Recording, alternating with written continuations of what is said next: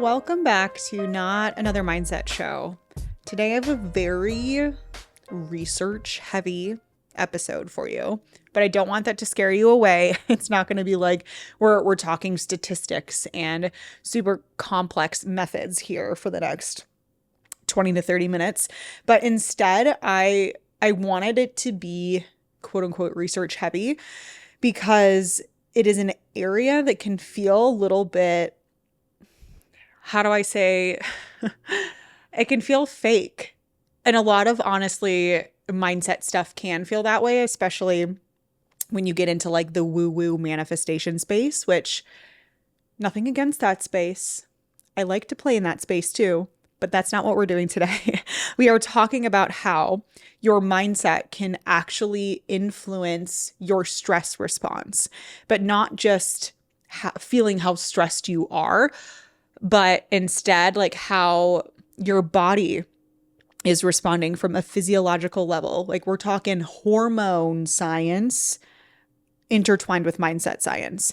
So when we talk about cortisol, we have to talk about stress. And there's like so much crap at this moment right now. There's so much crap in social media land related to cortisol. And I don't know when did we decide?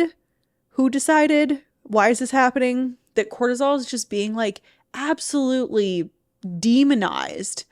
Like cortisol is the worst thing for you on the planet right now. It used to be like fruit and bananas, and then it was oatmeal, and now it's cortisol. And first and foremost, from a mindset perspective, oh my God, if we are so worried about cortisol being bad for us, stress being bad for us, and that is the mindset that you have about these things, you're in a really tough spot. Because when it comes to managing your stress or seeing stress as anything that is even remotely good, like that's never going to happen. You're going to have a hard time managing it. You're going to have a hard time managing your mindset around it. And therefore, you're not going to be very good at making it through activities that are stressful, which fairly certain we all have some form of stressors in our life every single day. So anyway, I digress. If you hear anything this entire episode, just know that like cortisol is not inherently bad and stress is not inherently bad. I could stop the episode there. But instead, I actually have some research to support that. So with that, I could go the direction of put my nutrition coach hat on. It's always on. You just may not see it as much because I talk so much about mindset and behavior change, but it's there. I could talk about how something like strength training is a stressor on your body and it stresses your muscles. We're making micro tears in those muscles and then it is rebuilding, and that's how those muscles get bigger and stronger and better. But that in the moment is a stressor on your body, but it's not a bad stressor, right? So that is a really good example of where stress and cortisol are demonized, but they're actually so useful in a situation like that. And there's a lot of other examples of that. And that's what we're going to talk about today. So the typical thoughts are that stress equals bad. Like I'm pretty sure if you were to just walk outside, walk on the street and stop people and you were to say, tell me what you think about stress. Oh, it's bad for this reason, or it makes me anxious, or I get stressed really easily, or I'm just stressed. I'm just not good at managing that stuff. It's usually not positive. Like maybe now this is making me want to do this. I live in like a pretty populated area of Austin, and I can like literally walk outside my door and walk down the street and run into like crowds of people. I could do this and report back. She pauses the podcast, runs outside, comes back in. Okay, so I did it. No, just kidding. I'm not that crazy. But I do feel like you'd be hard pressed to find people who are immediately going to explain to you how stress is good in their lives, right? Which you'll probably find some. And this is where, again, like my researcher brain is like, I bet those people who are quick to say that stress can actually be good and how stress maybe adds to their lives in some ways, those people are likely more successful in more than one area of their life than most are. And they probably struggle less achieving their goals and their potential. I bet you. Anyway, just a hypothesis that will never actually get tested. But maybe you guys can let me know. You can shoot me a DM, comment on this video on YouTube if that's where you are watching, or it's where you are tuning in from, and let me know if you've like seen this show up anywhere, like with yourself, friends, family members, clients, whatever, and their perspective of stress, and maybe someone in your life, or maybe it's you that has like a pretty good perspective around stress and how that's made a difference in your life. And then maybe how you've seen the opposite as well. So here's the thing. How you think about stress can make a significant difference in your stress response and how you manage stress. So the typical thinking of stress equals bad. Stress is not doing anything good for me in my life. That is no bueno. No bueno. And I have a few research studies that I would like to share with you to kind of exemplify this, if you will. So I have some notes down here. So I wanted to make sure I do the researchers justice and do not just make things up on the spot, which I tend to do when I'm teaching health mindset coaching certification calls and like mentorship calls and things like that. I'm like, oh, I know there's this one study and I think this is how it went, but I could be entirely wrong. So I don't want to do that here for you guys. I have the notes. Okay, so in this study, this is just a quick note. In this one study, researchers asked 29,000 people. 29,000. This is a big sample size. Like, that's huge. That's a lot of people to rate their overall level of stress in the last year and how much they believe that stress affected their health. Either a little, a moderate amount, or a lot. So they're asking these people, like, how much stress have you had and how much do you think it's actually affecting you in your health specifically? The people who reported having experienced a lot of stress and who also believed that stress had a large impact on their health were 43% more likely to die over the next 8 years. So they followed these 29,000 people and saw a 43% increased likelihood of death in the people who said that they experience a lot of stress and believe it has a large impact on their health. In contrast, people who experienced a lot of stress, so still experience a lot of stress, but did not feel like stress had a major impact on their health, were no more likely to die than those who had experienced little or moderate levels of stress. So we're comparing groups of people, essentially, both who have experienced a lot of stress. One group is saying, I don't think this stress has a lot of impact on my health. And another group who says, I think this has a large effect on my health. Huge difference in likelihood of death. Is that not insane? So we're really boiling it down to beliefs about how stress impacts your health. This finding tells us that isn't necessarily the experience of high levels of stress that increases risk of mortality, but instead, what's particularly detrimental is having a high level of stress coupled with the belief that stress leads to negative health outcomes. That was a quote from the researchers, and that's why I clearly I'm not a researcher anymore because I can't read researchers speak. So really, really something important to take away here. And this is from, again, a sample of 29,000 people. Like, this was not just me running out to the street and asking random people, right? 29,000 people and a 43% increase. Damn. So the people who believe that stress affects health a lot, or extremely in this case, are more than twice as likely to die from a heart attack compared to those without such beliefs. And this was from a different study. So we're seeing, again, very similar effects of how your beliefs make a difference on your health outcomes, which is literally the reason why I'm sitting in this chair and speaking to you all, is because I have spent so much time learning about how our beliefs and what we think, how that plays a role in our health behaviors, right? And so we're not even seeing just necessarily, oh, this is so interesting. Now I'm getting a thought. It's being downloaded currently. Because I talk a lot about health behaviors, so exercise, eating well, etc., and how your mindset plays a role in how often you do those things. And what we're seeing from these studies is that your beliefs about stress impacting your health leads to a greater risk of mortality, shorter life, just heart attacks, like not great things for your health.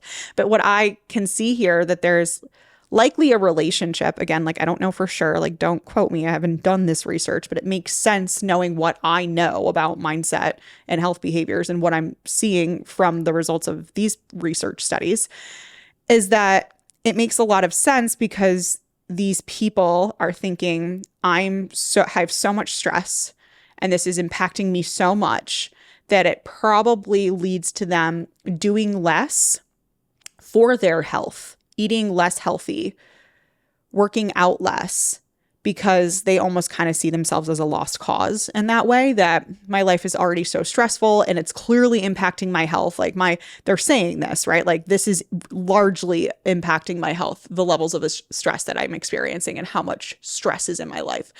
That when you get to that point where you're like, it's sort of like a what the hell effect type of situation where like, why would I even try to save myself? Because like, I'm already screwed, and this is just, to me, like that is a very clear classic case of a fixed mindset, my friends.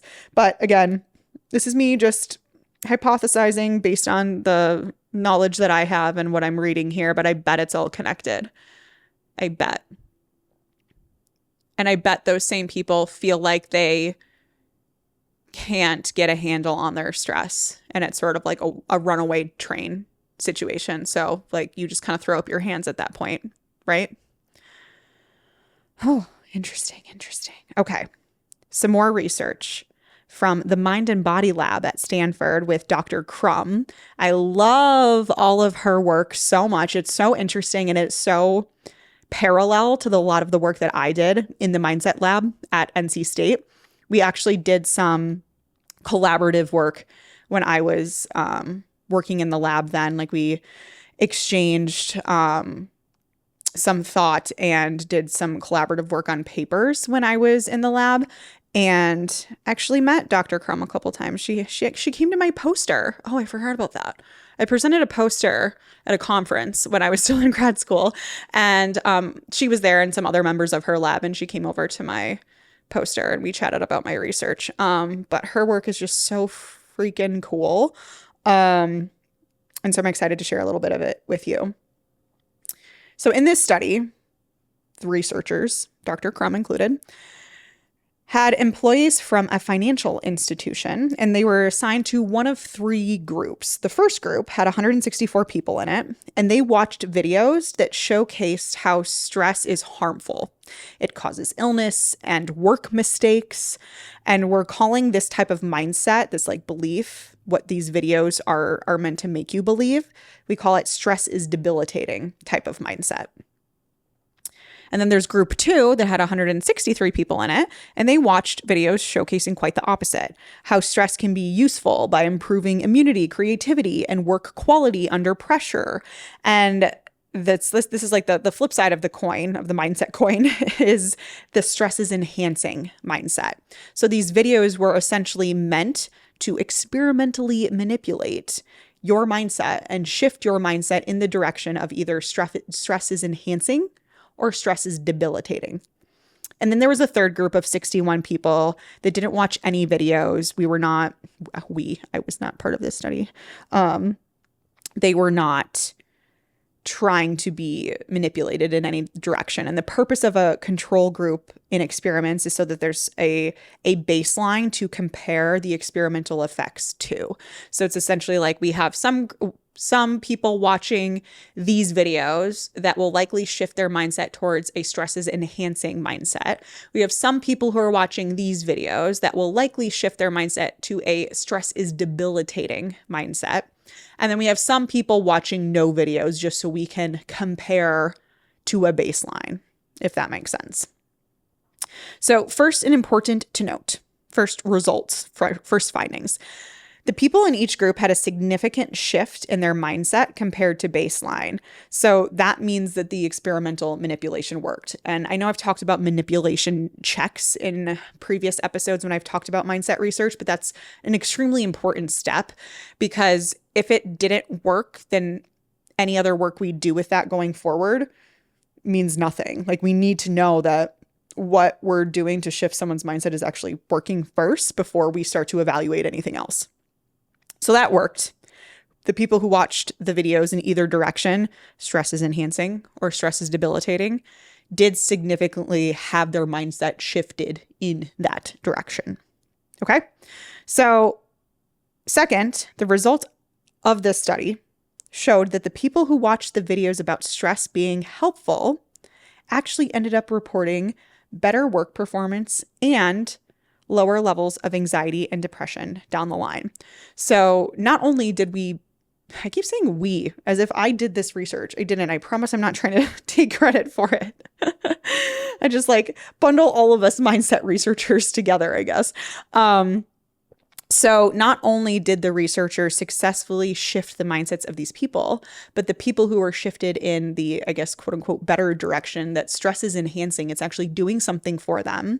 Those people had better work performance and lower levels of anxiety and depression.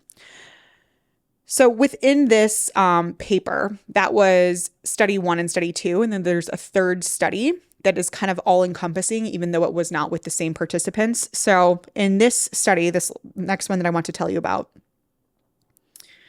this time we have a group of 63 college students, and we're talking measures of cortisol. Here it comes, our favorite stress hormone, and mindset, and how those two things play together. So earlier in the semester, these students had their mindset about stress assessed. Say that 10 times fast. So we already had an idea of what these students, what their mindset was about stress. So we're still talking this stress is debilitating or stress is enhancing mindset, one direction or the other. This was already assessed at the beginning of the semester. It's information that we have going into the study. So these students were in, I think it was I'm not going to make this up, but it was a psychology class, right? That's where these college students were in. So one day in class, the students came in and they were told that their salivary hormone measurements are going to be collected for research that was investigating the link between personality variables and health. So they were told this, they weren't necessarily told the real reason of the study. And that is the ethical deception that is used in research. And so on that day, they thought that we were just going into a normal lecture about charisma. Oh, it was a personality psychology course. That's what it was. So this makes more sense now. So that's the course that they were in. So they're going into just a normal day, normal lecture, but they were also doing the saliva test about personality tests and whatever, and hormones. And they were learning about charisma, which included confidence, emotional intelligence, persuasion, and presence or authenticity. And students, as part of the lecture, again, they just think they're in class, right? Were asked to rate themselves on these components. So confidence, emotional intelligence, blah, blah, blah. Rate themselves on these components and then spend 10 minutes preparing a speech that they could deliver to the class in a charismatic manner. So I'm sure everyone could hear this and go oh my God, I literally cannot imagine having to put together a speech about my charisma and my personality traits and have to deliver it with charisma. And then get this, they learned that 5 of them would be randomly selected to give their speech to the class and told that their peers would evaluate them on their levels of charisma. But wait, it gets worse. They were also informed that they would be videotaped and that a team of experts from the business school would assess their ability. And participants were told that they could have the opportunity to receive feedback from their peers and the management professionals on their speeches. So this was obviously a very stressful situation. Like, one of you is going to get chosen and evaluated by these professionals from the business school, let alone like also your peers. And just public speaking in general is usually a pretty stressful situation for most people. And so because we're looking at cortisol, and that's what we're testing for with the salivary cortisol tests, which they were told it was just a hormone and personality test. Researchers could see that the stress test that was induced, that's what they're calling this a stress test, right? The public speaking, significantly increased cortisol levels in the students. So AKA it worked. we significantly stressed out these kids. Okay. So the results of the study, because remember, we know already their mindset about stress. And now we are getting them to go through a stressful situation and not only ask them if they felt like it was stressful, which they did, but measure their cortisol levels to confirm that it was stressful on their body physiologically. So I'm going to read you guys the results here. Individuals who endorsed a stresses-enhancing mindset, so remember, this is from that test at the beginning of the semester, had a stronger desire to receive feedback than those who endorsed a stress is debilitating mindset over and above other variables, including cortisol response and perceived stress. This finding supports the logic that if one holds a stresses-enhancing mindset, then one will be more likely to choose behaviors that help meet the demand, value, or goal underlying the stressful situation, such that the stress is actively utilized towards enhancing ends. It's like a lot of fancy speak, right? But what we're seeing is that the people who see stress as something that could actually be beneficial to their lives were more likely to want to receive feedback. So I want to pause here for a second because I'm not sure if I've mentioned this in previous episodes, but I kind of would be surprised if I haven't. But a hallmark sign of a growth mindset is that you lean into feedback, that you seek feedback, because feedback is something that you know is information that's only going to make you better. Whereas someone with a fixed mindset, hallmark of a fixed mindset is like, I don't want feedback. Like, don't tell me what I did wrong. Don't tell me how I can improve. Like, I just want to live in this land over here that like I'm doing just fine. Because at the end of the day, someone with a fixed mindset doesn't actually believe that they can get better, that they can improve. And so if they can't actually do that, then any kind of negative feedback is really just going to feel like a personal attack for them. So obviously they are going to try to avoid that at all costs. So we're seeing here is obviously the stresses enhancing mindset is similar to a growth mindset in that way, and also sets people up for far more success to meet the demand of stressful situations and know how to essentially like massage that situation so that it's actually more of an enhancing situation rather than debilitating, if we're going to keep using those terms. So this stress is enhancing mindset was also related to more adaptive cortisol profiles. So for individuals who have high cortisol reactivity to stress, having a stresses enhancing mindset lowered their cortisol response. So I'm going to say that again because this is really important. Having this stresses enhancing mindset, so a growth mindset about stress in some way, shape, or form, right, was related to more adaptive cortisol responses. So someone who has a high cortisol reactivity to stress, having this stresses enhancing growth mindset about stress lowered their cortisol response. However, listen to this part, really interesting. Those who had a low cortisol reactivity to stress, so they didn't see the same kind of spike as these high reactive people did in their cortisol, having a stresses enhancing mindset actually increased their cortisol response. And this part is really, really important. So please listen, because this is what I was saying at the beginning of the episode and how like stress is always considered just like inherently bad and more cortisol just like must be bad. But listen here, because these people who maybe had a lower cortisol reactivity in this stressful public speaking situation, having a stresses enhancing mindset actually increased their cortisol response. But this is actually a good thing because it kind of supports this hypothesis that stress mindset is related to different physiological responses under stress. So, although the typical approach to stress is to reduce one's arousal, like bring down that stress reaction and stay calm, the interaction between mindset and cortisol reactivity supports this hypothesis that stress mindset influences cortisol function in a more nuanced fashion, really. So the situation that's going on here is what we were talking about at the very beginning, that stress isn't always bad. And in fact, like when we're talking about cortisol and stress, like if you didn't have a stress response, if you had low cortisol, like you'd be in really bad shape. We need these things to survive and feel our best and rise to the occasion with challenges. Like it is really important stuff. So what we're seeing here is that a stress is enhancing mindset, having like a growth mindset about stress, is associated with reduced activity in high cortisol responders and increased activity in low cortisol responders.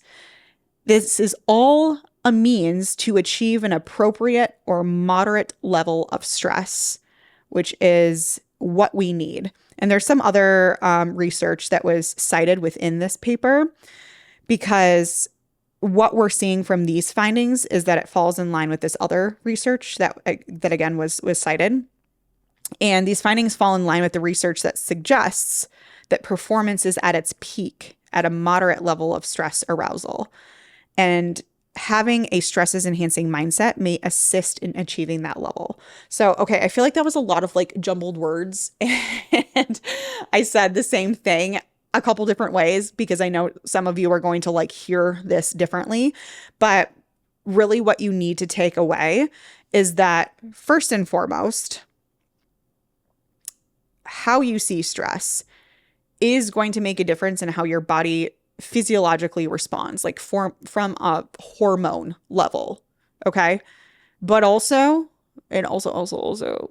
please remember this. I don't know how many times I'm going to like hound you guys on this episode about this. Having a high cortisol reactivity, a really strong stress response in those situations, having a stress is enhancing mindset can help bring that down, kind of like chill you out a little bit so you can be at more of a moderate level of stress, because that's where you're going to operate at your peak performance, pay better attention to detail, and just overall be able to rise to the challenge better in that situation. But if your cortisol stress response, your overall reactivity to these stressful situations is actually not that high, that's also not that good, because at a moderate level of arousal, of stress, that's where you're actually going to perform your best. So having a stresses enhancing mindset, a growth mindset about stress in those situations actually brings up that cortisol response a little bit to help you reach that moderate level that is best for peak performance. So moderate level of stress is actually where we want to be if we want to perform our best and rise to these challenges and actually continue our way forward. Really important stuff, really, really cool stuff. So all in all here, we see how simply thinking about stress in a certain way, whether that's good or bad, enhancing, debilitating, can change not how you just operate in a stressful situation, but literally how your hormones respond. Crazy. Okay, so at this point, no one should be surprised. I have some important questions for you. And I would really like you to take some time in general to think about how you think about stress. I know, super meta. I'm really asking a lot here. But truly, when, I don't know, maybe you were thinking about this even at the beginning, like when you think about stress and you think about stressful situations and when you are in moments of stress, how do you perceive that? Give me a scale of 1 to 10 from stress is enhancing to maybe probably the other way, right? 1 is stress is entirely debilitating. 10, stress is very enhancing. Where do you fall? Where do you fall? Think about that and think about why that number is your number and be honest with yourself because I don't want you, listen, I should have done this at the beginning because all of you are now primed to think that stress is actually something that is beneficial and is helpful. And now I have shifted your mindset. I'm sure I have. And your ratings on that scale of 1 to 10 is probably higher than it would have been at the beginning of this episode. And that's kind of like a cool way for me to show you how mindset interventions often work. So anyway, I digress. Take some time to think about that. And if you're a coach, what are your clients saying to you about stress? And imagine how much better their progress might be and how much better able they would be to just stick to the plan if they saw stress in a better, more enhancing way. And just be more growth mindset oriented about stress. And I think all of you can obviously think about this for yourself too. Think about it for yourself. Think about it for your clients, maybe some people, important people in your life that you have noticed like stress really gets the best of them. What would be the downstream effects if they were able to shift their mindset around that and start to see it as something that's actually adding to their life, more beneficial to their lives? This is exactly what we teach inside the health mindset coaching certification for coaches to essentially learn how to help their clients not just manage their stress better, but shift their mindset around stress. Because as we just saw, that really can make a huge impact in everything else that you do. So last little mindset thing that I'm going to leave with you that can really help. Some stuff that I have used with clients over the years. I use with my mentorship clients currently, especially because my mentorship clients were working on business, we're working on client relationships, money mindset, all of the things. This stuff comes up a lot. When you think about it, nervousness, feeling excited, feeling stressed, feeling anxious, all of these things, even though something like excited compared to anxious, you would think are very, very different. They actually have a lot of the exact same physical symptoms. So you might have like an increased heart rate. You may not be able to sit still. You might not be able to think about anything else except for the situation at hand. Even though we would say like just looking at anxiousness and excitedness, that is a word, right? These two things like anxiousness, you would probably label as like not very good, and excitedness, that's really not, I don't think that's the word. You would see as like something that's usually pretty good, positive valence, negative valence. But both of them are essentially just a state of arousal and like not that kind of arousal. Okay. Don't come in here with your dirty minds. But if we can start to understand that these quote unquote entirely different types of emotions, being excited, being anxious, we're actually presenting the exact same symptoms, then it can really help you start to reframe what these things are in the first place. Like maybe being stressed and anxious aren't that bad after all, if when I'm excited, I feel the exact same way.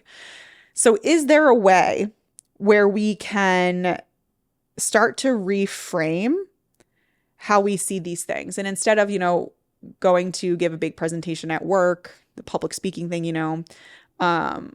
instead of feeling like, oh my gosh, I'm so anxious, I'm so stressed about this, it's like, no. Maybe, just maybe, this is your body just gearing you up. It's preparing you for the challenge. It's getting you ready. It's doing all of the things that it's supposed to do. And you just need to lean in and get ready to accept the challenge and do your best and do what you prepared for. Yeah, I know, like easier said than done, right? When you really think about it, when you're really excited about something and you're really anxious about something, it feels the fucking same. And the more you can like wrap your head around that and go, wow, like please don't start trying to make things that you're excited about and reframe that to like, oh, maybe I'm actually just anxious. Don't go that direction. We don't want to go that direction, but we can certainly try to go the other direction. Your body is expressing it all the same way, which means we know it's just your head, your mindset that we need to work on. So how can you start to reframe? and start to see it maybe as something that is more enhancing, because it's only going to enhance your life.